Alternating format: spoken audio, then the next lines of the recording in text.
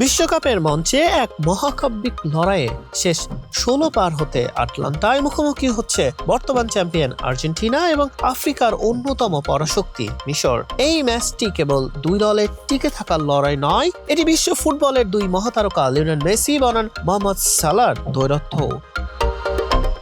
MetLife স্টেডিয়ামে শেষ ৮-এ ওঠার লড়াইয়ে ৫ বারের বিশ্ব চ্যাম্পিয়নরা ২-১ গোলে হেরেছে নরওয়ের কাছে। ব্রাজিলের স্বপ্নভঙ্গের পর এবার ল্যাটিন আমেরিকার আশা ভরসার বড় অংশই আর্জেন্টিনার কাঁধে। নকআউটের এই অগ্নি পরীক্ষায় নামার আগে তাই ভীষণ সতর্ক আর্জেন্টিনা শিবির। একজন বিশ্ব ফুটবলের মহাতারকা যিনি মাঠের সময়কে থামিয়ে দিতে পারেন নিখুঁত পাস আর এক মুহূর্তের জাদুতে। ৩৯ বছর বয়সে লিওনেল মেসি নিজের ক্যারিয়ারের শেষ বিশ্বকাপটি খেলছেন এই আর্জেন্টাইন জাদুকর। অন্যদিকে ধারালো কাটিং আর অতি মানবীয় গতির জন্য যিনি পরিচিত মিশরের কিং হিসেবে, প্রতিপক্ষের রক্ষণ ভেঙে ফেলার ক্ষমতা তাকে বিশ্বের অন্যতম ভয়ঙ্কর ফরওয়ার্ডে পরিণত করেছে।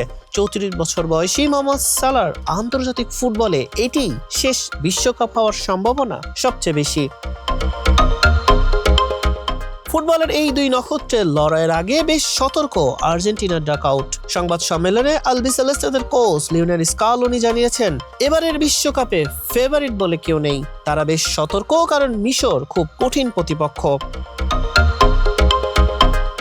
আজ রাতের এই হাই ভোল্টেজ ম্যাচের আগে আর্জেন্টিনা এবং মিশর উভয় দলের একাদশেই আসতে পারে বড় পরিবর্তন।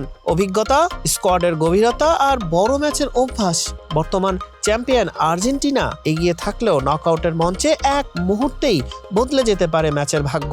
আর সেই একটি মোক্ষম মুহূর্তের অপেক্ষায় থাকবেন সালাহ।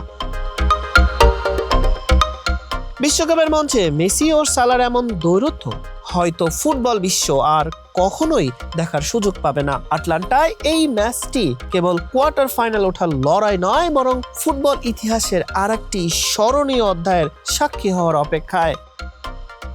হাসান শাহরিয়ার, মানব কণ্ঠ।